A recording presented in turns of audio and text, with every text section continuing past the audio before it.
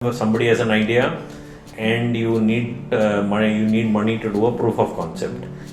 Then the next step is from proof of concept to prototype to pilot, and pilot to scaling. So all startups fall into one of these four buckets, and very few actually startups make it from the second or the third part to the final part where they go into the scaling.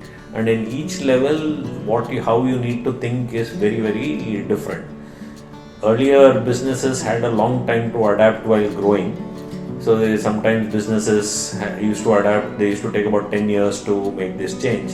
Now startups need to do it in anywhere from 3 to 4 years or even less.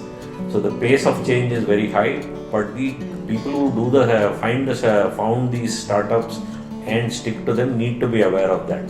That awareness, I find in many cases, is missing. Some of them, the ones who can identify saying that, okay, I can't behave like a initial founder with just 4 people, I have to behave differently with 50, I have to behave even more differently with 500.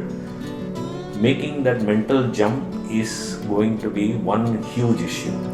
So that's partly the thinking, and then you have these two basic areas in which startups need to think more seriously. One is on HR. How do you find people? How do you retain people? How do you keep people happy?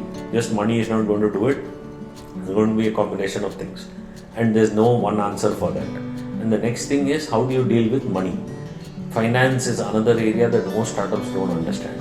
And this needs, and especially at the latter stages, in the first two, proof of concept or prototype, it's still okay. You can manage with some basic understanding of addition, subtraction, but beyond that, you really need to understand finance and money and who's funding and how are they funding, what sort of returns, how do you grow, etc.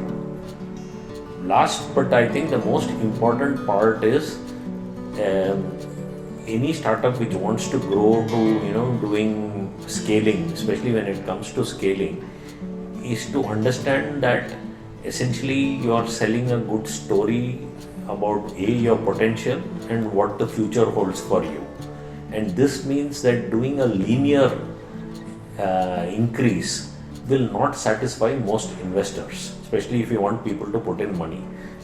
If you want more money, you want to grow big, you have bigger ambitions, you must have much more than a linear model in mind where you need to put in vast sums of money in order to become much bigger.